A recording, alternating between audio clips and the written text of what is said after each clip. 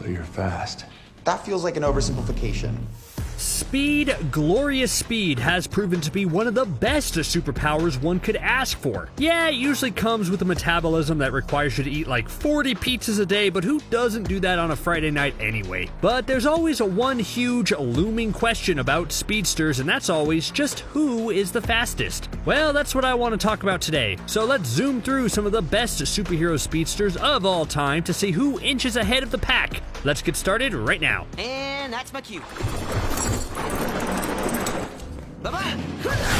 Okay, there's really no such thing as a slow speedster. Everyone on this list would be able to destroy the average human being in the blink of an eye. But this is a ranked list, which means someone needs to be at the bottom. Also, yes, I promise you, we'll get to truly fast superhero speedsters on this list, but I wanted to start off with a bit of a unique choice. It's Dash. Yes, Dash from The Incredibles is a speedster who can reach a solid speeds. It's been documented in The Incredibles video game that Dash can reach up to 190 miles per hour at his top speeds. Now, yes, that's not necessarily slow, but compared to everyone else on this list, Dash might as well be a turtle stuck in gum. Like all the other speedsters would probably point and laugh at how slow Dash is. Okay, they probably wouldn't since Dash is a child, and I don't think heroes just straight up point and laugh at children. But the thing with Dash is that he has a ton of potential. The Incredibles' powers seems to grow the more the characters practice, which means Dash will only get faster the more time he spends running. Okay, bring on Incredibles 3 with a teenage Dash, please. The first Marvel speedster on this list is Speed, aka Wanda's kid. Man, at this point in Marvel Comics, were they really just running out of speedster names? Like, what were the other options here? Fast? Quick? You know what? Maybe the true sign that there are too many speedsters out there is when you can't come up with a creative speedster name. Anyway, Thomas Shepard is the son of Wanda Maximoff and Vision. Well, okay, that's not technically true, as the real answer is super complicated and involves souls from a demon and a whole lot of backstory that I don't have a lot of time to get into, so for simplicity's sake, I'm just saying Speed is the son of Wanda and Vision. Anyways, while the hero, who would go on to be a vital member of the Young Avengers, is quite fast, he's not quite ready yet to be in the same league as some of his other speedster counterparts. He's just a little bit faster than the speed of sound, which sounds pretty fast, but later on we're going to be covering people who scoff at the speed of light. Here's to hoping that Speed's introduction in WandaVision, with the stinger of Wanda's quest to find her children, means that Speed will be back on our screen soon and ready to join the Young Avengers, because we all want that, right? Hey, Sonic the Hedgehog is a superhero to me, okay? He's got to collect all those rings and stop the evil Dr. Robotnik from taking over the world and turning it into his evil Eggman empire. That's basically what the Avengers would do in that same situation. Like, if Rocket Raccoon is a superhero, then Sonic the Hedgehog is a superhero. He's also, without a doubt, the fastest animal on this list, so that's its own special reward. Sonic can usually run around 767 miles per hour, so good luck catching him. How long until the multiverse in the MCU reveals the Sonic universe and we see Sonic get into a fight with the Incredible Hulk? Yes, please. But, you know, just as long as it's the redesign of the live-action Sonic and not the original design. That one was creepy. Oh, come on. Can we all agree that while Jay Garrick might not be the fastest Flash, he has the best costume? Yes, any of the current Flashes have sleek, hip, and stylish designs, but I think more heroes should wear hats like Garrick. Come on, you see that thing and immediately understand the vibe and the tone of this golden age superhero. Jay Garrick's history is a lot of fun. In his universe, he originally got his super speed by inhaling heavy water vapors in a lab accident. Man, there are just an abundance of different ways people can get super speed, am I right? Anyways, as a boy, Jay used to read pulp comics and was inspired by a speedster named Whip Whirlwind. That's what led to Jay donning his own superhero costume. In a fun twist, the multiverse made it so that Barry Allen used to read comics about Jay Garrick, and that's what inspired Barry to be the Flash. So when they finally met, it was quite an odd experience. While Jay is fast, he only recently developed his connection to the Speed Force, and before that, he clocked in around 770 miles per hour. Okay, before we really dive into the big Marvel and DC speedsters, let me talk about the absolute most questionable hero on this list. It's A-Train from The Boys. If you don't know, Amazon's The Boys is set in a world where the top superhero team are actually huge monsters and just overall rotten for the most part.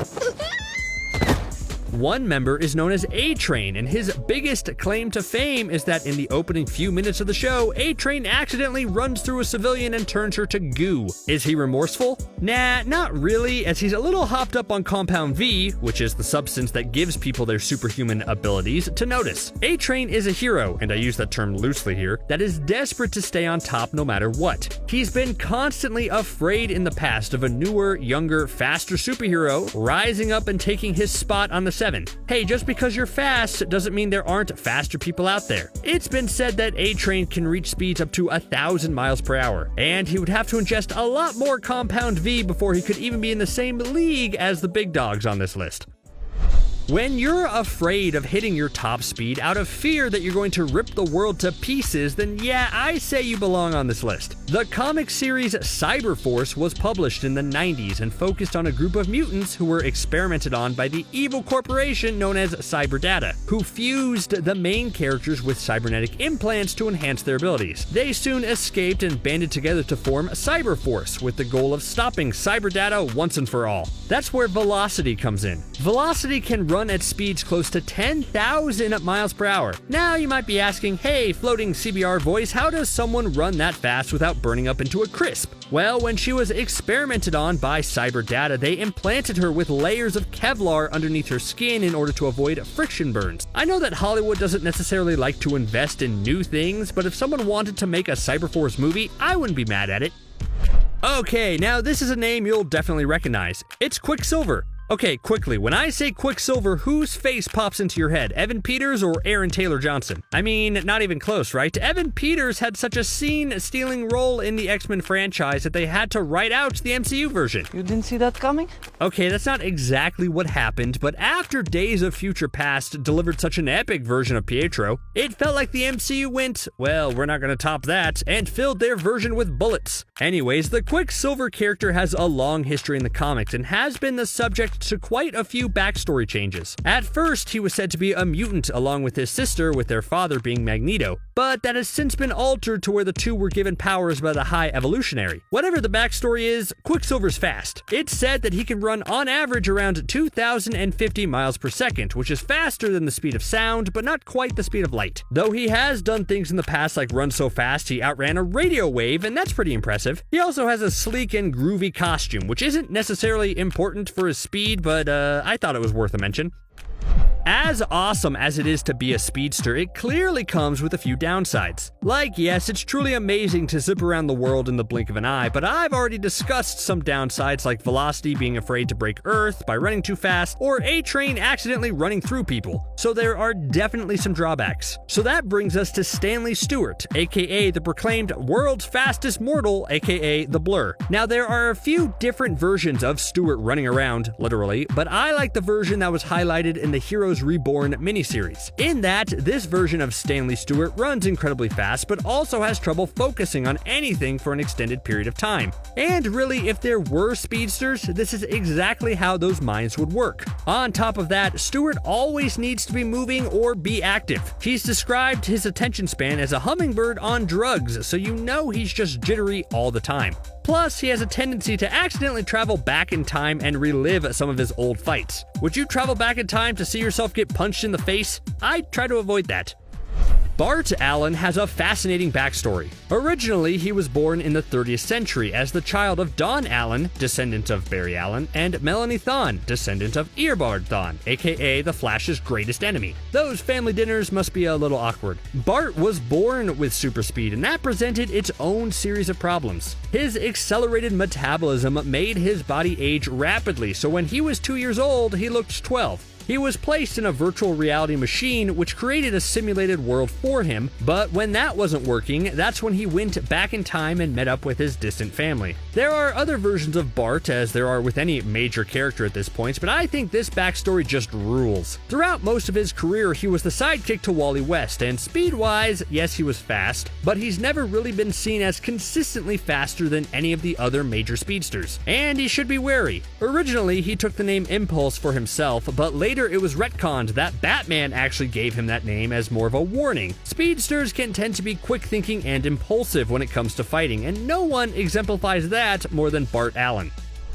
The mutant North Star must have been thrilled when Quicksilver went through his comic retcon phase, because now North Star has the clear distinction of being the fastest mutant in the Marvel Universe. Now, North Star's mutant ability doesn't just give him the ability to run fast. It's actually a bit more complicated than that. Basically, he can channel a portion of the kinetic energy of the atomic motion in his body's molecules in a single direction, accelerating his body to a velocity in direct proportion to the amount of kinetic energy he has tapped. So, yeah, much more complicated than just running really fast. He can also fly, so that's a fun little side power. So just how fast is North Star exactly? Well, recently it's been revealed that North Star can reach a velocity of 189,299 miles per second if he wanted to, which does make him faster than the speed of light. But he actually avoids this because if he did dabble with that sort of speed, then he says he wouldn't be able to control himself properly and just destroy everything in his path.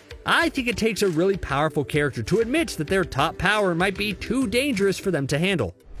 The Eternals finally opened in theaters recently, and we were introduced to a new team of incredibly powerful superheroes. Like, this was a team with a Superman, a mind controller, an illusionist, someone who could, like, I don't know, make tech or something, and then one who could shoot spirals out of their hands. But you also had Makkari the Speedster, who I think quickly became a fan favorite. Besides being super fast, she could also feel vibrations from the things around her, so don't try to steal anything behind her back. And the comic version has a more complicated skill set. So in the comics, Makkari is actually male, and he has spent his whole long life obsessed with speed. While other Eternals wanted to have a wide range of powers, Makkari decided to focus all his energy into just becoming faster, meaning in the comics he can't fly like a lot of fellow comic Eternals, and he's much more vulnerable when he gets hit. Makkari runs just slightly below light speed, but the character's dedication to always becoming faster, plus that handy-dandy Eternal blood, makes him a force to be reckoned with. It's going to be interesting to see how Makkari continues to grow in the MCU and where her character goes. The last speedster we had in the MCU didn't last that long, so hopefully Makkari has better luck.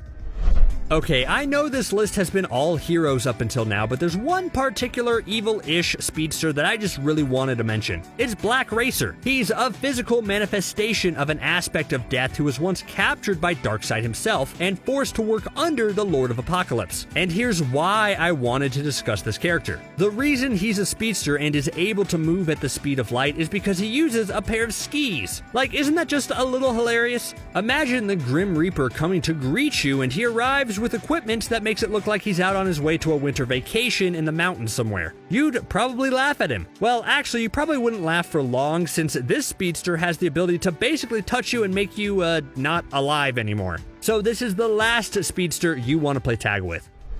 Barry Allen has become an incredibly popular character thanks to the comics, of course, and obviously the CW show. And naturally, he'd rank pretty high on this list. He's proven that he can run at the speed of light relatively consistently, and of course, when the situation calls for it, he can run even faster. Like, if it was the CW version of Barry Allen, he would just need someone to tell him to run a bit faster, and then he'll just, do it. Anyways, the comic version of Barry Allen has a long history of increasing his speed over time. He's also the Scarlet Speedster with the strongest connection to the Speed Force because, well, he technically created the Speed Force. So yeah, it's hard to argue with that. Although he may not run the fastest, he's in tune with the very nature of speed in a way a lot of other speedsters just aren't.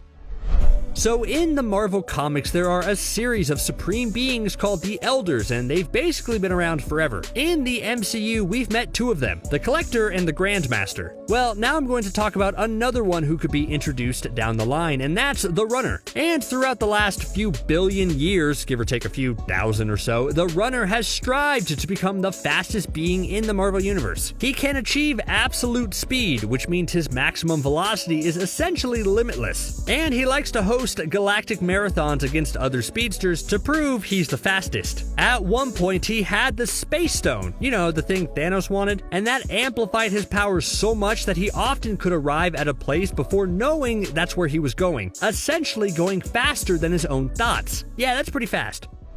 Okay, for number 1, I have to put Wally West. Yes, the runner is an elder, but Wally West is a main character of his own comic series. He will always be fastest when he needs to be. Now, picking Wally as the fastest Flash might be questionable to some, as the debate just over who's faster between Wally and Barry has raged for years. But I think it's pretty clear to say that Wally is definitely the fastest, and it doesn't even seem that close. Like, the comics had Barry struggle to break the time barrier, but Wally can do it with relative ease and actually helped Barry out with that. The only thing holding Wally back was a mental block he once put on himself because he didn't want to replace Barry. But of course, he eventually got over it, pushed through, and then just kept on running. The comics are filled with instances that prove why he's the fastest ever, and my personal favorite is the time he evacuated like 500,000 people out of North Korea in 1,000th of a microsecond. Wowza. You heard it, folks! Straight from the source. We're better than you. Yeah.